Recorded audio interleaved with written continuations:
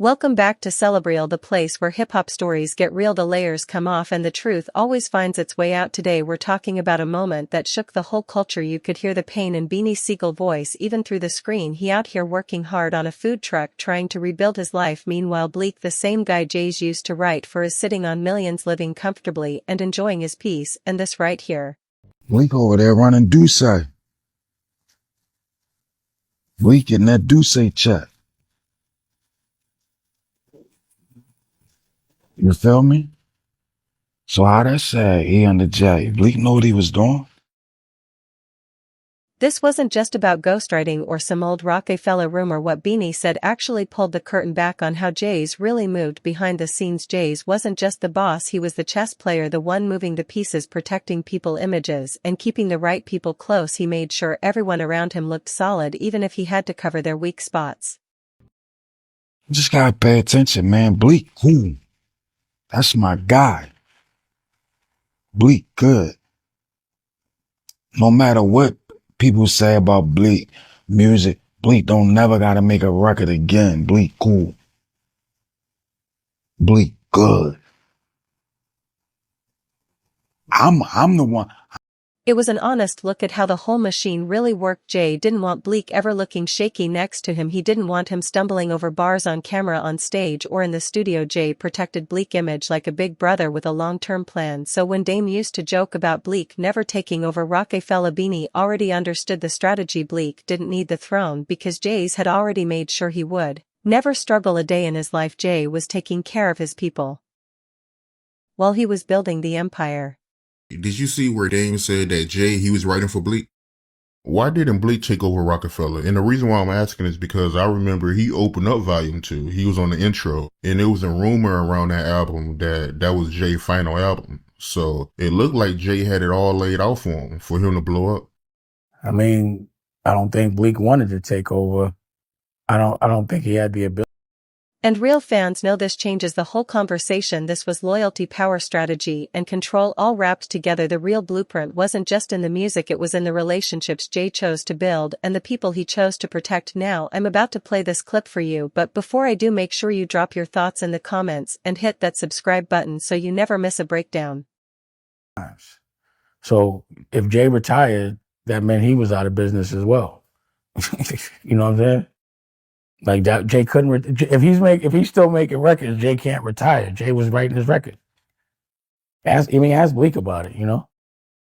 Celebreel is where the real stories get unpacked. All right, here we go. Because when you listen to Beanie talk, when you hear the weight in his voice, you realize something. He not jealous, he not bitter, he hurt because he helped build that dynasty brick by brick, bar by bar.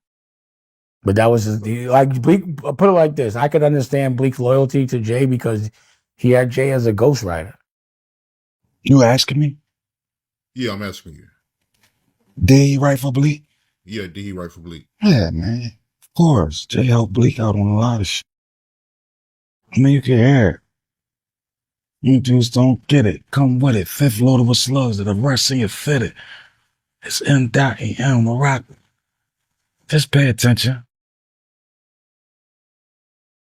He always cheated for Bleek. And now he realizing the game never loved him back the way he loved it, and that truth cuts deeper than any diss track ever could. That the real story underneath all of this, because the whole Beanie Bleek situation opens up a much bigger conversation in hip-hop, how loyalty and business almost never live in the same house.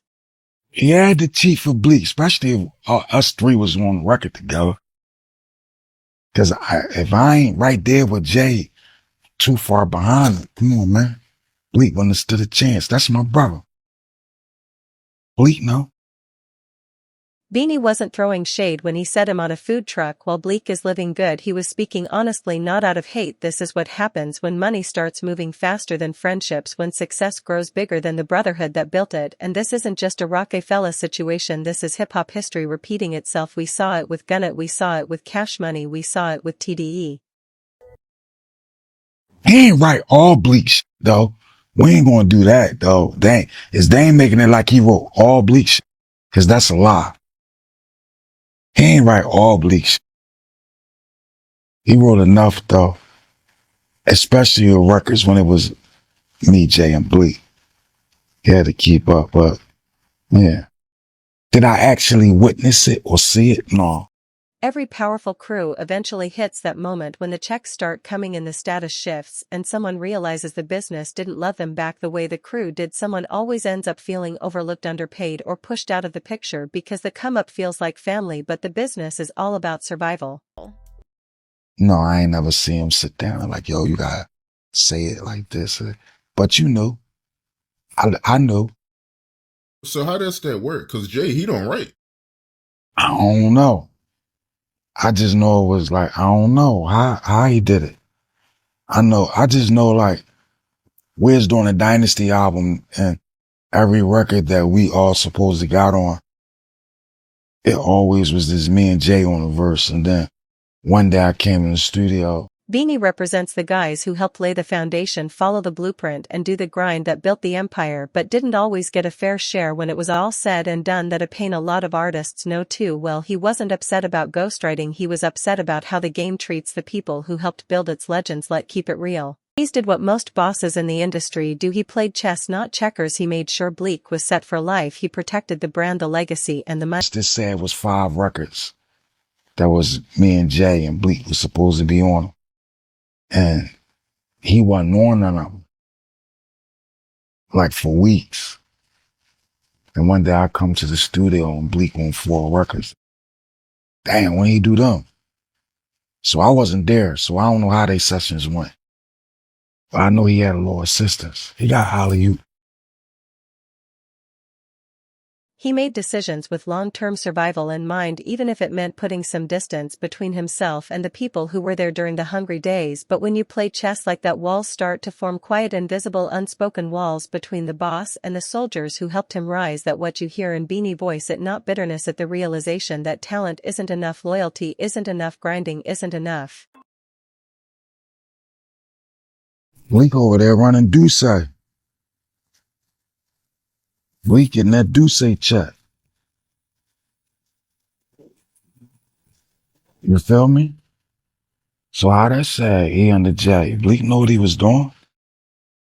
In this game, being great doesn't guarantee security. Being protected does. That why Beanie's story hits harder than most people realize. This isn't about who wrote what or who made more money, it's about how the game changes the moment the cameras turn off. One day you're in the studio shoulder to shoulder making classics that define a generation. The next day everyone living completely different lives, and the brotherhood you thought was unbreakable suddenly feels like a memory. Beanie is the voice of every artist who helped build a kingdom, only to realize the kingdom didn't have room for everyone when the crown got heavy. You just gotta pay attention, man. Bleek, cool. That's my guy. Bleek, good.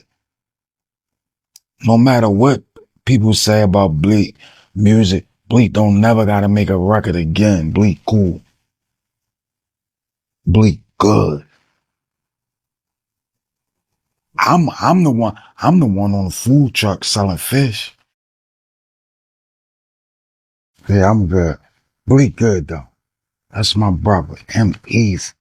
Beanie Pain isn't just his own. At the story of many artists. One day you're grinding in the studio with people you call family, the next they're living a life you never got a shot at. That hits hard. He wasn't mad that Bleek was blessed, he was hurt that the game forgot the people who built it. Beanie was the muscle, the soul, the voice of Rockefeller golden era. Bleek the protege, the one Jay promised would always be protected, and Jay kept that promise. But who kept Beanie safe? That the harsh truth. Hip-hop runs on loyalty during struggle, but business runs on strategy during success. Beanie was a warrior everyone relied on until the war ended, then he was left standing alone. I'm on a food truck isn't shame it, honesty. Fame doesn't mean security, success doesn't mean stability. The game pays who it wants, not who deserves it. Loyalty doesn't always pay the bills. Still Beanie is respected, his voice, his pen, his energy. He built the culture. Every time people revisit the golden era, he part of the foundation. He proved that honesty, hunger, and heart matter more than money. So hear the question: did Beanie deserve more from JayZ, or was Jay just running smart business? Drop your thoughts in the comments, and while you're here, like, subscribe, and hit the bell so you never miss another real hip-hop story.